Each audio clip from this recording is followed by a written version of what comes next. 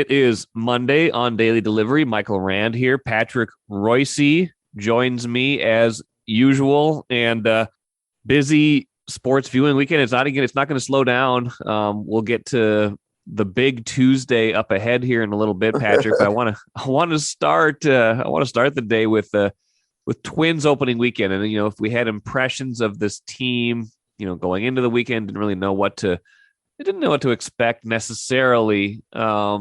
I don't know how much we can learn from 3 games, but from what you saw, Patrick, what do you make so far of the on-field product this year? I like the lineup. I mean, Kirillov's not at any hits. He's going to hit for sure. Sano's same old Sano. He's striking out 2/3 of the time. And, he's going to have to run into one here pretty soon. Those people are going to have to, stay on his back here. But I like the lineup. I mean, Correa's we've seen that already. He's a very good shortstop, and he'll get some hits. And Ursula, they're going to play him against lefties the way it looks, and Arise against righties. I was a little surprised yesterday that they DH'd Jeffers. And on the day he wasn't catching, I know a lefty was pitching, but I thought for sure Arise would be your DH on those days, and they just let Red Jeffers take the day off. But I like the lineup. I mean, Buxton had 2 bad days until he hit the home run that they thought might win the game on Saturday, and then Duffy came in and blew it. And I mean, right now, you look at it, and what would you say? The starting pitching, it's really hard to judge the starting pitching with nobody's going to go more than 5. And if you're lucky, Sonny Gray looked okay. I thought Ryan did look shaky, and I thought Ober kind of straightened himself out yesterday and pitched okay, but he wasn't as good as he was last year. But it's they had very limited innings in spring training, so it's hard to say where the pitching is. I think the highlight of the pitching in the 3 days was Durand coming in and walking 2 guys and throwing a wild pitch, and then blowing 3 guys away and for strikeouts. That was probably the highlight. But I don't know. The trouble with them is, Mike, they're not going to be better than too many teams. They're going to be as good as a lot of teams, I think. But there's 6 teams in a league. When they play them, you're going to expect them to get beat. So I don't think that they're a very middling team. They might win 80. As if Buxton plays, as I said last week, they'll win 84. And if Buxton doesn't play, they'll win 75. So but I don't know. I don't have really real impressions. My real impression is that people are really down on them. They didn't sell out the opener, and then they had 17,000 Saturday and Sunday when the weather wasn't terrible opening weekend. And somebody made this point. I was looking at the comments in the Strib last night just to see what people were saying about the power display and everything. And somebody pointed out that when they lost on Saturday, or maybe it was Friday, there were 200 and some comments ripping them. And then when they hit 6 home runs yesterday, there was like 1/3 of that many, Oh, that's always how it goes. Yeah. Yeah, it is. I mean, the public is hard to, the people who respond in newspapers are generally the critics, but it's there's not much celebration going on in the Twins right now. And it's funny, this whole idea that, I wrote a column about 2 days before Correa got handed to them that they had a bad year of blunders. But we should go back to the fact that in 2019 and 2020, they had teams that won 137 and lost 85. So it's last year was bad, but it's not a indictment that these guys don't have any idea what they're doing or anything. Right. That seems to that seems to be the impression that they're really floundering around. I think the fact that they don't go out and get a real established, they got one, Sonny Gray, but they don't, I saw one of the things was they didn't need Carlos Rodon, because he pitches his first game and has 12 strikeouts in 5 innings. Well, they got, I don't know if they tried to get him, but they got outbid. But they got a lot of work to do with the public. And of course, we talked about this yesterday. The Dodgers are here for 2 games, and you get the Dodgers to come to town. And if they come to town in July, you draw 30,000 by accident.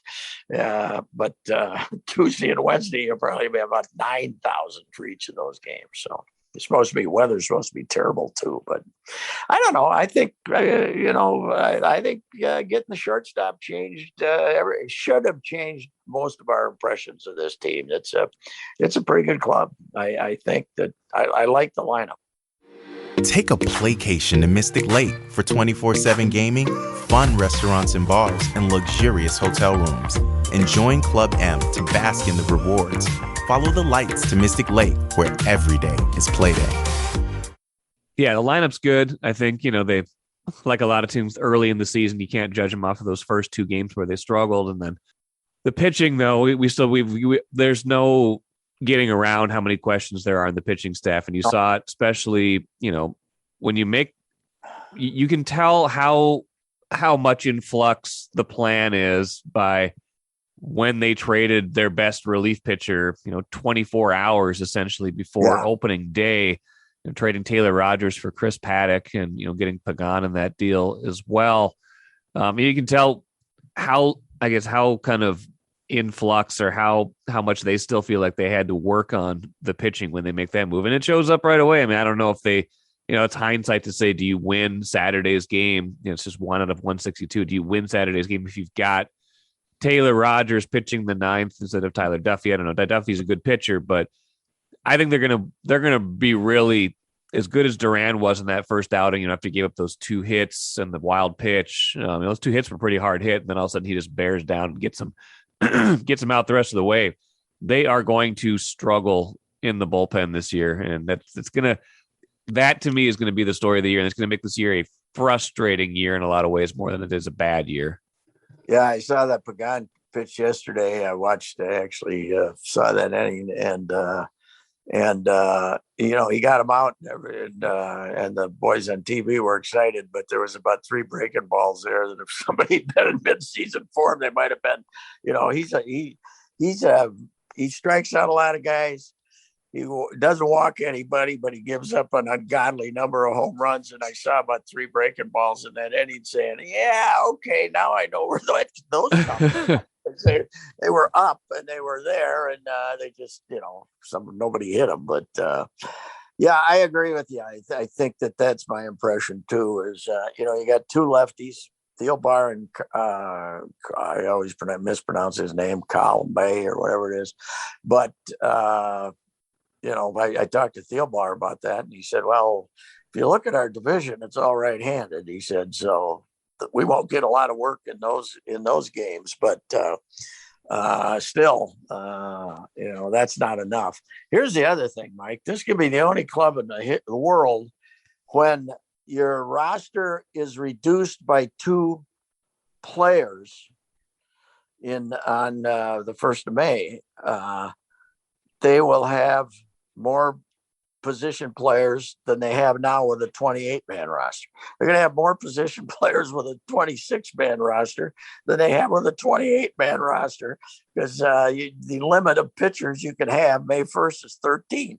Right now they got 16 pitchers. It's amazing. It's ridiculous. But you said you were going to puke if that happened. Did you puke? No, I didn't, but I did. I tried to put as much disgust as possible in my voice when I asked Falvey to confirm it the day before the season started. So, I mean, not Falvey, Rocco. Rocco, yeah. Yeah. Well, I don't know. It's, like the Winder kid hasn't pitched yet. So what's he here? Starting in St. Paul because he's a starting pitcher. It's a ridiculous to that's another thing they do. They love to take guys with starting pitcher potential and turn them into relievers, and then when they need them as a starter, they say, "Wow, we got to build them back up again. We got to build them back up again." So, their handling of pitching is very questionable, and I agree with you. I think they do have some starter options, but Chris Archer really going to come back from, I wrote about this thoracic outlet syndrome surgery. Nobody else does. And, and also, the two rookies are still learning their trade, and Sonny Gray's okay. And, Dylan Bundy had one of the worst years ever. So yeah, they got serious pitching problems. There's no doubt about it. Speaking of which, I don't know if you saw Hunter Green made his debut, did all right. I think it was 5 innings, 3 runs, 7 strikeouts. Wouldn't look too bad in the rotation right now if they'd made a different decision in the 2017 draft when Royce Lewis went number 1 overall. Hunter Green, the pitching phenom, went number 2. Royce Lewis will be playing for AAA St. Paul. They open their home schedule to Tuesday night. That's part of Super Tuesday, Patrick. It's unbelievable. Everything's going. Lewis got off to a good start, by the way. I'm glad they got him in AAA. They're kind of pushing him now. He missed last season, and he had a good weekend. I mean, he had a good week in Louisville. They all did. They scored a bunch of runs down there, and he had a bunch of hits and hit home runs. So, he's on the way. I think you can, they obviously got a bad break when he missed last season, but I believe hasn't Hunter Green already had the Tommy John or something, and he's coming back from it now. I think he had an arm problem, and now he's coming back. And yeah, it probably would be nice to have him, but Super Tuesday. I looked because the Saints went on the road and they're playing these 6-game series. So I looked to see, okay, let's see. That's right. They're home and they went 5-1 at 6:37 p.m. is their listed starting time. Tuesday, home opener at beautiful CHS Field. 3 minutes later, Twins Dodgers. And then 25 minutes later than that, the Wild hosting Connor McDavid in Edmonton. And then at 8:40, if we're lucky, the Timberwolves and the Clippers in the play-in game. So I was just, we've talked a lot about how busy the sports schedule is around here. And I think to have all that going on as a Tuesday tells us how busy the sports schedule is around here. It's amazing.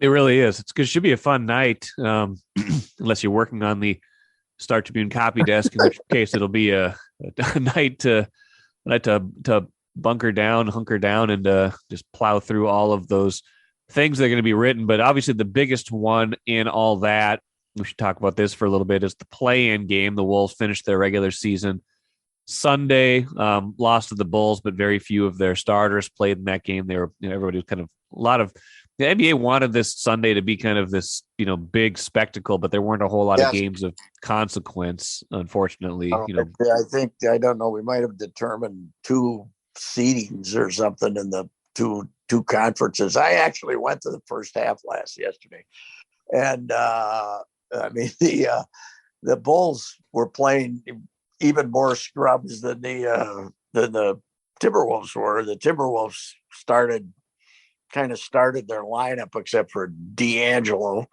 who's now, they said, non-COVID illness after he had some other injury, right, and missed several games. And then Cat, of course, didn't play, which he shouldn't have played. But man, they were horrible until about the middle of the third quarter, and then the Scribinis made it into a kind of a entertaining, meaningless game for both teams. But boy, there was if the NBA's idea, Mike, was to get rid of tanking, they I think by adding more teams, they increased the motives for tanking. For instance, the Bucks were desperately trying to lose so they could fall to third, so they wouldn't have to play the the Brooklyn Nets if the Nets win the play-in, right? If they win the game, they wanted the Celtics to get stuck with them. So, and the Celtics probably would have tried to lose, except they went to Memphis, and Memphis played nobody. Right. It was a complete waste of all their time to come in with this plan and thinking that would be, this is a bad break for the Wolves. I mean, they finally have a playoff team, top 8 team for the second time since 2004. And now they got to win the game to get into the playoffs. And I don't know. I saw Paul George is back, and I saw the Clippers with their scrubs last night, won by 52. So I don't know. I was more confident a week ago when we talked about this game than I am now. They played that horrible defensive game against the Wizards. Then they played okay against San Antonio, but I don't know. D'Angelo has disappeared. I think he's the key here. And he cannot be trusted. I was talking to a couple of guys last night, Johnny K and Jason, and there was about a month when I was thinking, he's better than I thought he was, D'Angelo.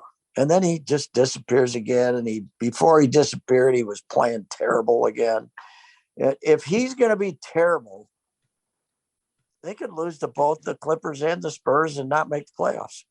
Yeah. First of all, I heard from a reliable source that Popovich was PO'd by that fiasco the other night when they put Edwards back in so he could get 50 points. Try to get him 50, yeah. Somebody who hangs around down there heard him expressing his disgust with that. So, one of the best coaches in NBA history, if he gets a chance to come in here and figure something out, it could. I don't know. I'm less confident in these guys than I was even, 10 days ago. I don't know. Last night they played the regulars and they were brutal and, gave up 70 points in the first half or something. And they didn't play a lot, but they played them most of the first quarter. And Edwards is just throwing up crazy shots. And I know it was a garbage time game, but I don't know. I'm not terribly confident in these guys right now. I just didn't like the looks of them the last about 3 out of the last 4 games. And Russell, I don't know. Nobody else is paying there's not a max player in the league less valuable than this guy. I don't think it's he can get a beat all by himself if he doesn't show up and play on Tuesday night and play well and not be a 3 for 15 and not guard anybody, which is a possibility. Yeah. So, it's interesting. I was just looking at the opening lines for the play-in games. Wolves are favored, but only by 2.5 over the Clippers. And they're the lightest of the favorites of all the early of the 4 play-in games. You got Brooklyn favored by 7.5 over Cleveland, the Hawks 4.5 over the Hornets, and the Pelicans favored by 5.5 over the Spurs. Really? Yes. Really? They are. Based on what? What do they have? They're terrible. I don't know. They got CJ McCollum who got that midseason trade. Brandon Ingram. There's talk that Zion might play too. So yeah. God, what a fraud that guy is. Yeah. One of the frauds in history. I guess he's a bad guy too. The legend is he doesn't rehab. He doesn't do his work. He doesn't give a damn. Just one of those privileged dookies. Yeah. Bet against Popovich at your own peril, I guess, in that game. But 2.5 over the Clippers. That feels about right. You got the home court. You were the better team record-wise by a handful of games. You finished 46 and 36. But like we've talked about plenty, they lost 3 times early in the year to the Clippers when the Clippers were having Paul George. They were at full strength. The Wolves were a different team back then. They were still trying to figure themselves out, and they got better as the year went on. But Yeah, I feel like this game is basically a toss-up at this point. I'm more confident in them still being able to win a second one, whether it's New Orleans or San Antonio. I still feel like they'd be a pretty heavy favorite in that game and would get that one and still get into the playoffs. But at that point, then you're going to play the Suns in the first round instead of the Grizzlies. Yes. And in both cases, they're not going to win that series. But if they beat the Clippers, I would give them a chance to at least have a competitive series against Memphis, just based on how they match up and what Memphis's pedigree is. And you obviously don't have a chance against the Suns, but the other thing is if you have to play 2 extra games, and then all of a sudden show up to play the Suns next Sunday, it could be 50, it's imperative for them to win Tuesday night, even if they back into the playoffs by winning the second of those stupid play-in games, which I think this thing's asinine, but you're not going to change it now. So I don't know. I just who's going to guard Paul George? Maybe Jaden McDaniels. I don't know. Yeah, he'll probably get 3 fouls in the first quarter, because I know he's done better at not fouling people, but he's not going to get any calls when he's guarding Paul George. So, I don't know. Cat's going to have to be huge, and Cat's going to have to play great, and Russell's going to have to be an asset instead of a liability. So, and the guy I'm going to be watching is Pat Bev. That guy is he got ejected from game 82. And now he's got, he's going against his old team. He ejected last night? Yes, he did. He sure did. When did he do that? I didn't see when it was, but he definitely he was still in the game. Must have been in the. I think it was early on the court. It must have been early third quarter. Yeah. Oh, they were. They were mad at. They were whining at the officials the whole game, because I don't know why in a garbage game like that, but they were barking at him in the first half. So Finch got on him a couple of times too. But so that's great, Pat Bev. Maybe one of those guys will show up and have a chance to, give you the short end of the stick like those NBA referees do. So right.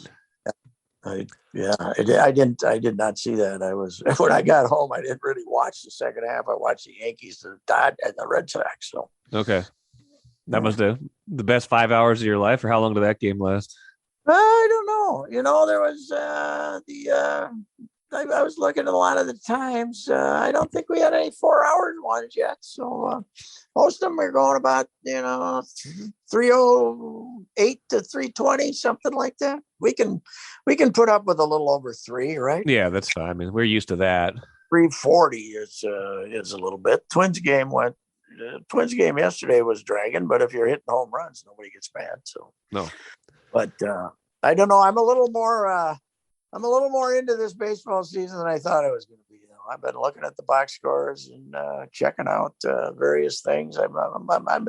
They got me in the early part of the season. They got me looking at them, so we'll see if that lasts or not. Wild. We should talk Wild, and we're going to talk Masters at the finish here. Wild falls down 3-0 to the Kings early in that game last night, and then they end up winning 6-3. They have a mad rally. Kaprizov, my goodness, he's up to 42 now. He's tied the franchise record with a lot of games left in the season, 11 games left in this season. He's tied that with 42. Outside shot at 50, I guess, with the pace he's been on right now, and he's got to beat on 100 points too, because he only needs, I think, 11 points to get to 100. So a point a game over these last 11. I mean, man, that guy, for as much as we talk about him, I don't even know if we talk about him enough, because that guy is a superstar already. That just when was the last time someone came in and just lived up to all the hype here? Because he's done that. He's so good. Yeah, he is. He's changed the franchise. There's no doubt about that. I mean, they didn't have. I was talking to Micheletti, a few weeks ago, and he said that when they go into the third period, you no longer have to say, how in the hell are these guys going to score a goal? Yeah. I mean, for years here before this guy got here, it was okay. Who's going to get one? Zucker? Who's going to, if somebody gets one, it'll be an accident. Right. And it's not that way now. I mean, they got firepower and they use it a little more often than they probably would like to, right? I mean, yeah, you don't want to fall behind 3-0 usually, but hey, sometimes if you can come back from it, that's an asset. Yeah, they're good. It's just amazing to me that the NBA season is over and these guys still got 11 games left. I know, because the NBA finished a week before the NHL did. I mean, the NBA always finished a week after the NHL did. And now, because of the hockey break that they have, the Olympic break that they never needed, they're running way late here. They got to have 3 weeks left. Yeah, I think it's about right. I think it's the end of this month that they're done because Wild still has 11 games left, so they're cramming them in too. Man, we've talked about that. I mean, they had their last 41 games were over the last we're in 81 days or something. So they were playing. April 30th is the last games, and then they're supposed to crown the Stanley Cup winner at the end of June. So yes. They got to play. They're going to be boom, boom, boom, boom, boom every other night. There's no breaks, man, unless you get rid of somebody early. It's going to be. They got to. Let's see. You got to. The winning teams got to win. Generally speaking, you play 25 or 6 games to win the cup, right? You go, win 16 and lose 10 or something. Yeah, something like that.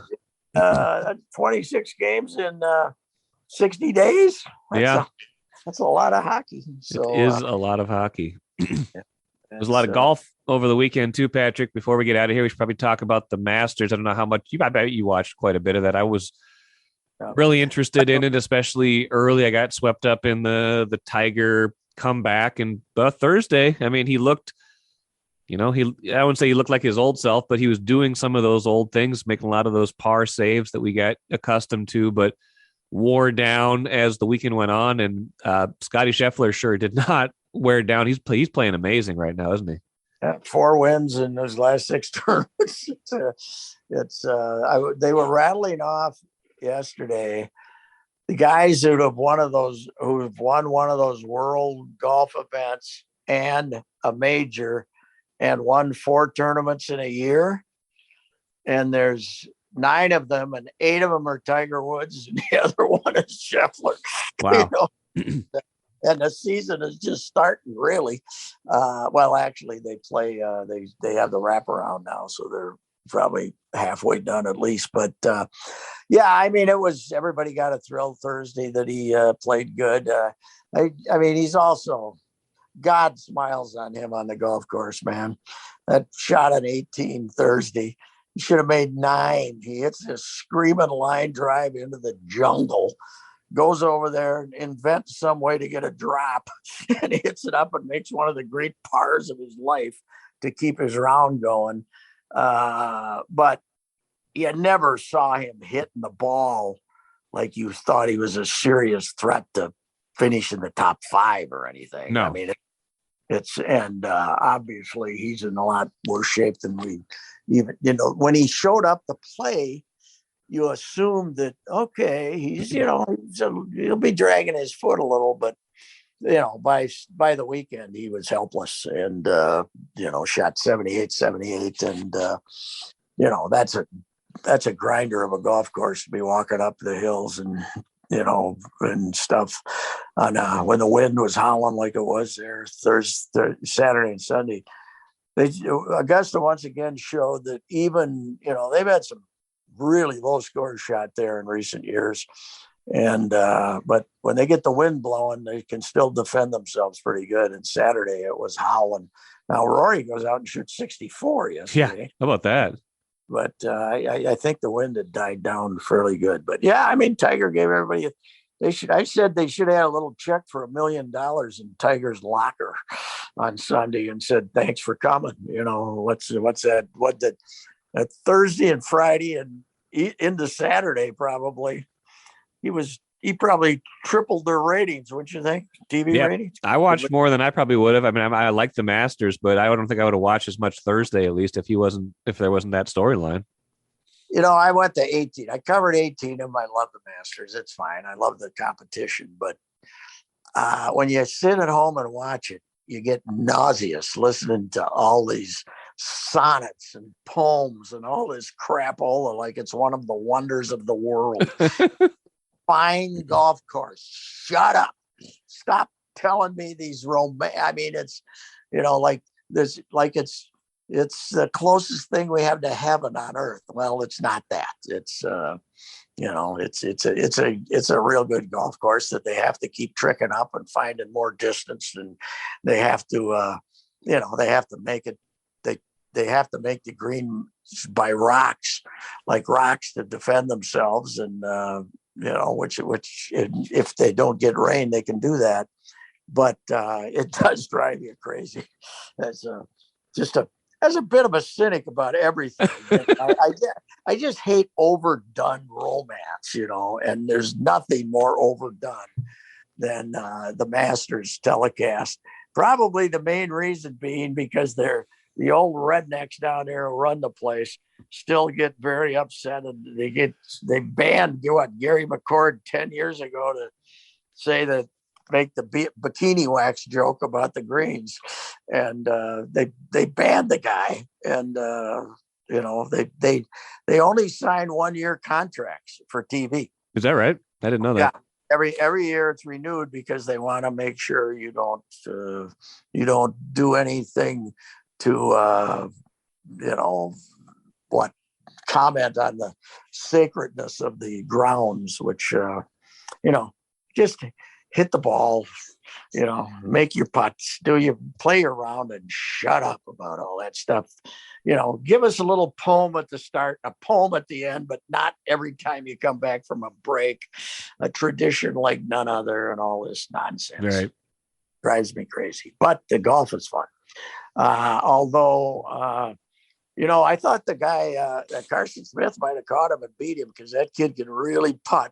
And then he plopped her in the water on 12, which is the funkiest little hole you've ever seen in your life. And he ended up making triple bogey out of there because once you hit it in the water, you got to go up to that little drop area, and then it's about a 50-yard flip shot into this, onto the small little table there. It's I was saying that my first year down there was so long ago that Sam Snead was playing his last tournament. We didn't know it was his last, but he quit after one round.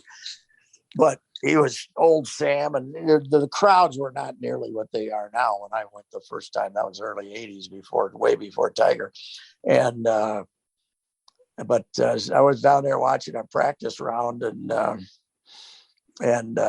Sam plopped her in there, and there's about 300 old people sitting down there, old rednecks sitting down there. Hey, Sam, how you doing? And Sam plopped in the water on a practice round and gave us the profanity of all profanities, right there to the audibly to everybody. At about 73 years old, he just dropped the big bomb right there. It was hilarious. Yeah, so that's great.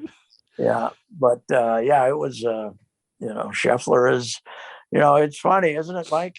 They talk about learning how to win, and sometimes that sounds like nonsense, but it certainly Scotty Scheffler has made that true, because he'd been close, and then he won one, and the first one he won was Phoenix, right? And he's now won yeah. 4 out of 6. Unbelievable. They had a stat yesterday, I heard, that he played 140 junior events as a kid. I mean, it was his life, Texas kid, and won 90 of them. Jeez. Wow. And this is golf. This is, this isn't the Twins playing the Mariners. One or the other wins. That's not the way it works. Right. That's what, and there's no doubt that I think Tiger's the greatest athlete of my lifetime as far as dominating a sport, even more so than Gretzky, because he had a period of time where he was winning 40% of the time. Yeah. In golf. Right. In golf, where the least number of people you play against is 90 something, So, I mean, it was amazing when he was good. There's no doubt about it. But We saw again. He basically told us that he'll be playing the majors and nothing else the rest of his career. So yeah, after the round was over, his interview indicated that he's going to play the British for sure, because it's at St. Andrews, where he said was his favorite golf course in the world. But and he's won there. And he's not sure about playing Southern Hills in where the PGA is next month, and then the Open. I don't even know where the Open is. Where is? I can't remember either. Yeah, I'm not sure. But he's going to try to play the majors. But it sounded like he's not going to play Southern Hills. Southern Hills is called Southern Hills for a good reason. A lot of hills. I was down there one year to cover it when it was played in August. And it's a grueling golf course, and he probably doesn't need that with his bad leg. Hard enough for him to hump up and down those hills at Augusta. So, well, it was a fun weekend of golf. It was a lot to look forward to this week. Like you said, it doesn't slow down. We talked about Tuesday already.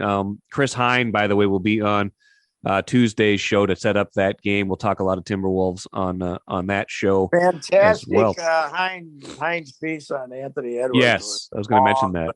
Fantastic. I read it. I told him, I sent him a text. I says, only took me 15 minutes. Great. And he didn't know what I was talking about. But the quote in there about the woman who was his favorite white person was funny. I remember. I said, I saw Larry Fitz Jr. there yesterday, or senior there last night. And I said, so am I one of your top three white people here, Larry? Would you put me in your top three? Like ads here. And he kind of laughed. And I said, well, I got you in my top three black people. You and Lavelle and Halle Berry are my three favorites. But I love that, man. I howled when I saw that quote, and Hein told me, he broke up a little himself. that says anything, but I don't think there's any meanness in anything he says. No, it's just straight from the spot. That's just a pure well right now. It's just a pure well.